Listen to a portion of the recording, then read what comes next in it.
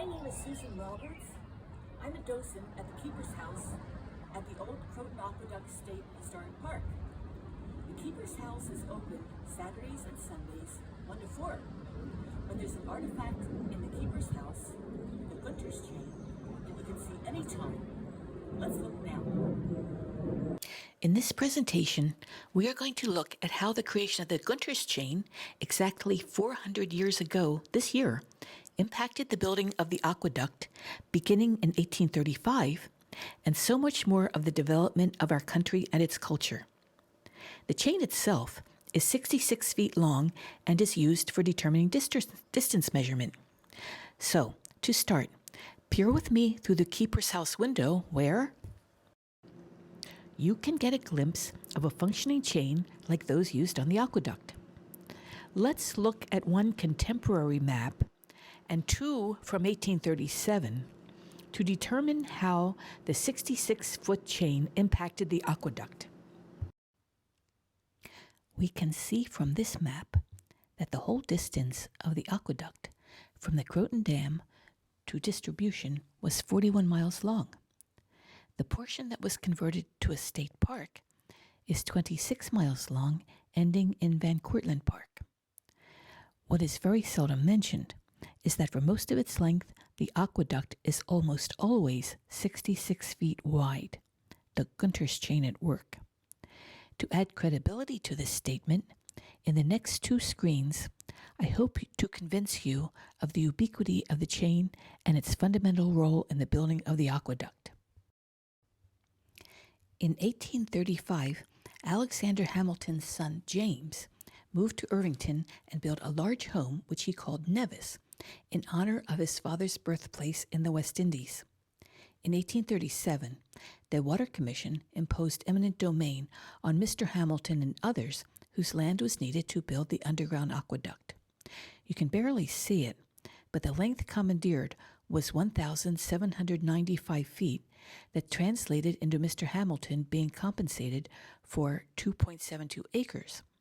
Encircled and enlarged on the map is the measurement of 66 feet, which is used for the calculation to obtain the acreage area, the width of the Gunter's Chain. This second map drives home the fundamental role of the 66-foot measurement even more. Look closely at the length and acreage notes on the map.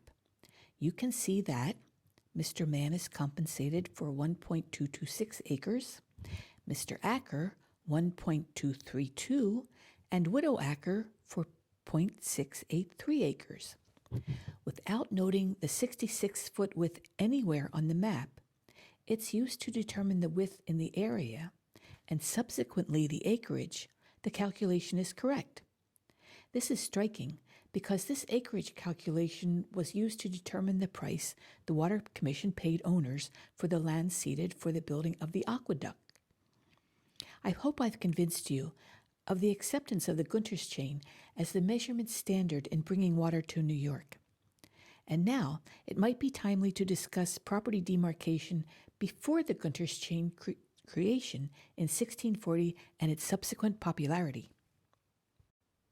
Here's an example of the way property demarcation occurred without the use of distance measurement longer than the length of a rod.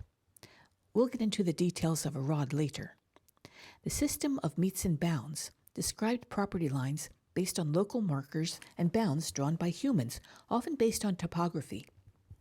This method was problematic because streams, for instance, might dry up, meander, or change course. The man-made features, such as roads, walls, markers, or stakes used to mark corners and determine the line of the boundaries between corners, may move, change, and disappear over time. When it comes time to reestablish the corners along the line of these boundaries for sale, subdivision, or building construction, it could become difficult, even impossible, to determine the original location of the corners. Here's a typical metes and bounds description.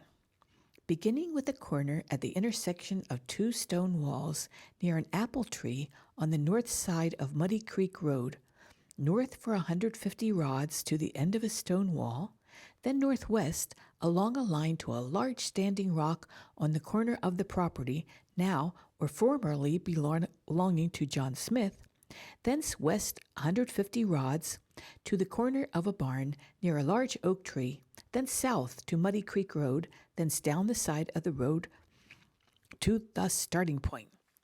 You can see how problems might arise, so Edmund Gunter to the rescue. Gunter was born in England in 1581. He became a preacher, and in 1615 he proceeded to the degree of Bachelor in Divinity. He was also quite an academician. He coined the terms for the reciprocals cosine and cotangent, familiar to us now in trigonometry.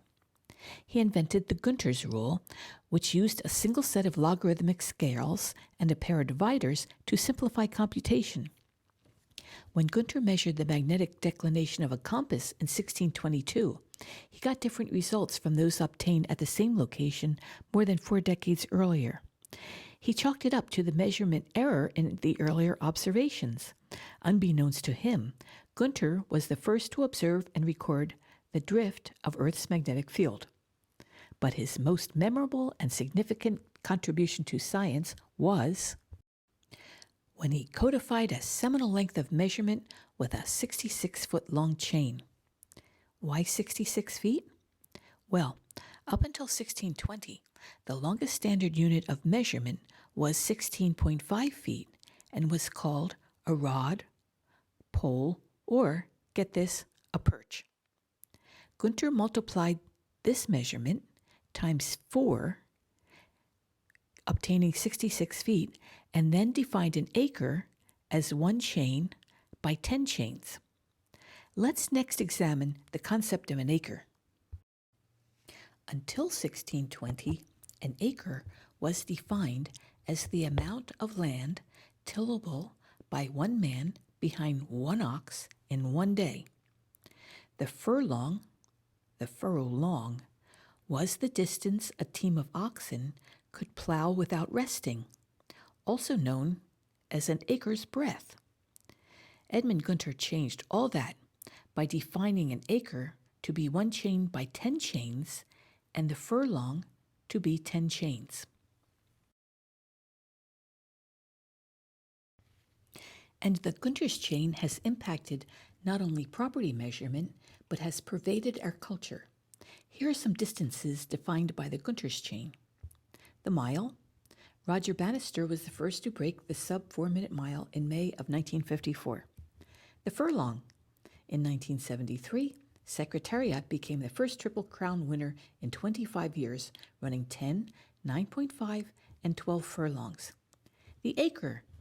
Green Acres was an American television sitcom starring Eddie Albert and Eva Gabor. The cricket pitch. Why 66 feet? Now you know, the Gunter's chain. Distance between the east-west streets in Manhattan? 4 chains. What's Eminem doing in this aqueduct video? Oh, here's the idea. 8 Mile Road is the Michigan baseline in our public land survey system. Yes, our whole public land survey system, creating townships and sections, is based on the use of the Gunter's chain. These measurements of land started in 1787 and to date have not been completed. Look as you walk along the Aqueduct Trail and perhaps what is left of the Aqueduct right-of-way in the Bronx and Manhattan. See if you can determine the East-West State Park property boundary. Pacing off 66 feet might help.